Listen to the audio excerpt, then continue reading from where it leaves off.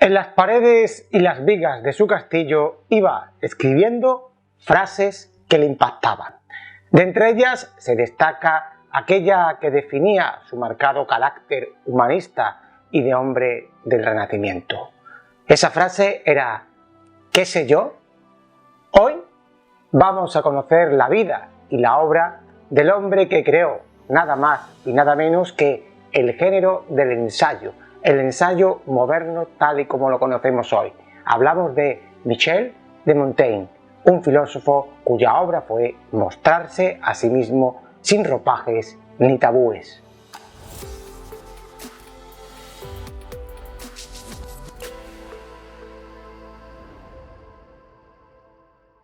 Michel Arcan, conocido a la postre como Michel de Montaigne, nació en el castillo familiar de Montaigne, cerca de Burdeos, en el año de 1533. Su padre fue alcalde de Burdeos y gozó de gran fama y prestigio en su tiempo. De su madre sabemos más bien poco, pues apenas la menciona el filósofo en sus escritos. Parece que era de origen español, perteneciente a una familia de judíos conversos, seguramente los López de Villanueva, que habían tenido serios problemas con la Inquisición española y habían emigrado.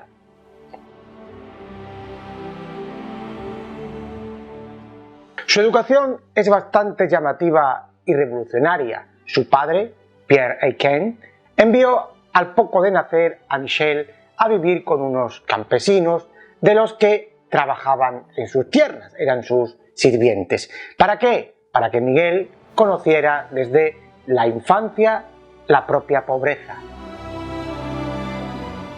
De vuelta al castillo, Michel, o Miguel en español, fue educado por un tutor alemán que no sabía nada de francés y que solo le hablaba y lo educaba en latín, de tal forma que hasta los 8 años solo conoció el niño esta lengua. Luego aprendió el griego y el francés. Además, Michel era despertado por las mañanas con música para que se potenciara en él el instinto de la sensibilidad y el arte.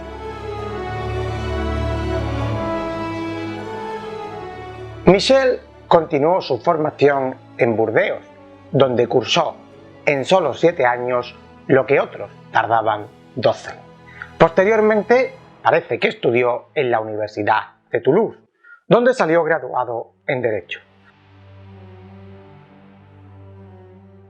Una vez formado, ocuparía un puesto de magistrado en la ciudad de Burdeos y posteriormente llegaría a ser el regidor de la ciudad.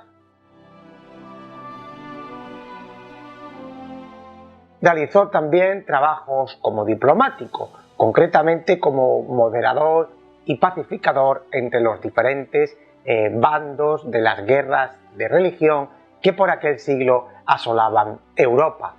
Debemos recordar que la Francia de aquella época se consumía entre luchas de hugonotes y católicos. Michel era católico, pero hay que mencionar que en su familia 2 de sus hermanos eran protestantes. De ahí que siempre tuviera un matiz conciliador. El propio rey, Enrique IV, llegó a ofrecerle el puesto de consejero real, pero Montaigne rechazó el puesto para dedicarse a la filosofía. 2 personas sobresalen también en su vida: su amigo, el poeta Etienne de Lavoisier, muerto en la juventud y convertido por el autor en paradigma de la amistad, y Marie de Gournay, su hija electiva, una de las primeras filósofas que defendió el feminismo y la igualdad de las mujeres. Ella dio forma al texto final de las obras de Montaigne. Se casó en 1565 y tuvo varios hijos, de los que solo sobrevivió una hija. En sus ensayos, Michel llega incluso a hablar sobre su vida marital y nos cuenta que buscaba a su mujer en el lecho hasta 3 veces por semana. Montaigne pasó los últimos años de su vida en la torre de su castillo, dedicado a la lectura y a la escritura, viviendo bajo los principios modestos de su filosofía y retirado de la vida pública, aunque no por ello alejado de modestos y frugales placeres. Murió en 1592, mientras oía misa, con cerca de 60 años, una edad avanzada para la época.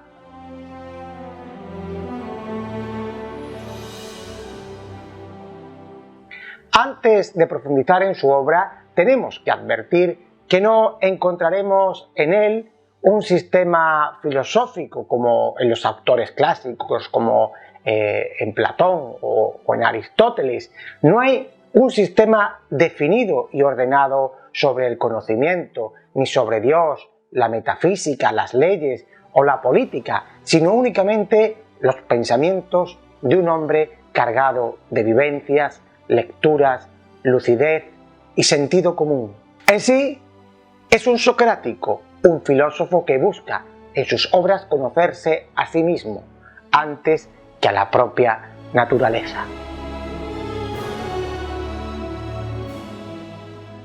Sus escritos se recogen en una obra titulada Ensayo, género al que le dio su propia personalidad. En los más de 100 ensayos que componen el libro, el autor busca desnudarse a sí mismo y ofrecer su pensamiento sobre todo tipo de cuestiones que abarcan desde el discreto tamaño de su pene, a la religión, a la tristeza, pasando por la sociedad, los pronósticos, el comercio u otros muchos que veremos a continuación.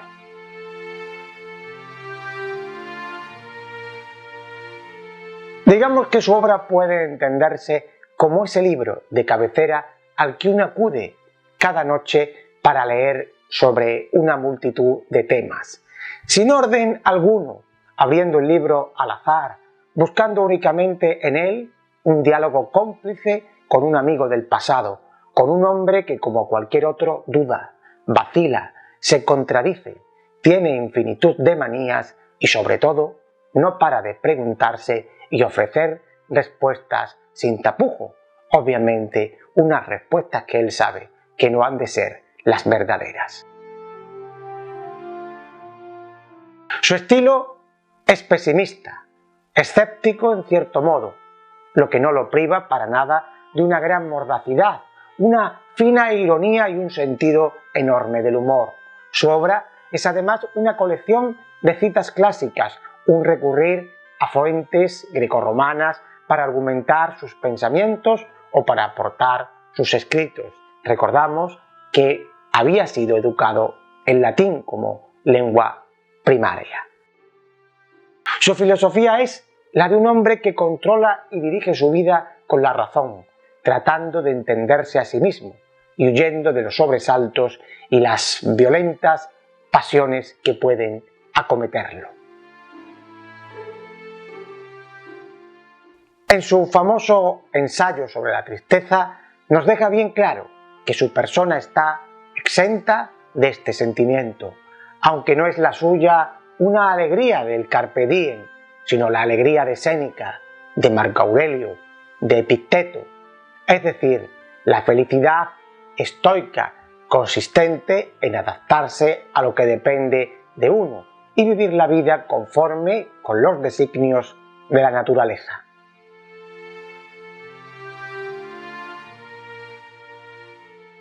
Con estoicismo resiste incluso la pérdida de sus hijos, por los que afirma que sintió pena, pero no disgusto.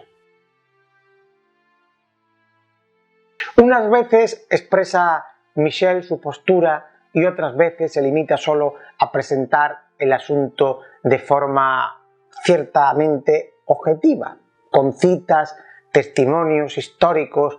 Aunque hace gala de una gran erudición, no vacila tampoco nunca en afirmar que igual de importantes han de ser las afirmaciones de los sabios de la antigüedad que las afirmaciones y los consejos de la gente humilde de su tiempo, pues contienen en sí la misma vida.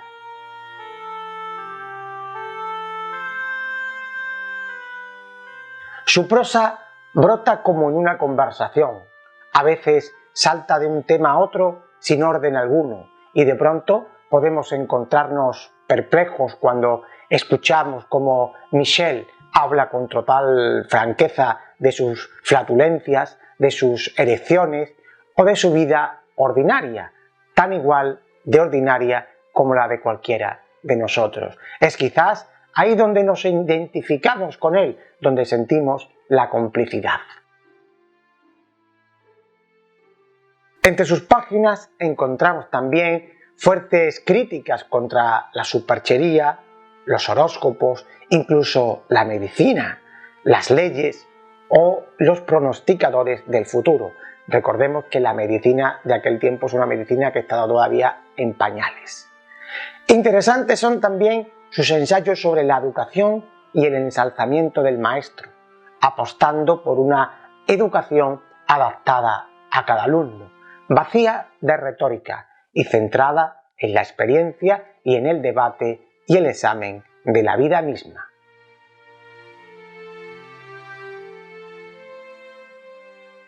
La vida, para Montaigne, como expresa en su ensayo número 20, es aprender a morir. El que aprende a morir, aprende a no servir. El aprender a morir nos libera de las ataduras. Para el francés, la muerte no es un mal. Ese aprender a morir está totalmente ligado con una de sus ideas bases, la adaptación o hábito. El ser humano para él es un ser de costumbres, de hábitos, que se adapta, que pueden llevarlo a adaptarse a cada parte, en cada parte a diferentes situaciones y a preferir unas cosas u otras por ese mismo hecho. Para que lo entendamos. Por ejemplo, habla de que el vino, que en Portugal quieren los reyes, que es el del fondo de las cubas, en otra parte es despreciado, o de que las casas que prefieren los franceses, por ejemplo, a los alemanes les resultan incómodas, que hay una multiplicidad de gustos y costumbres.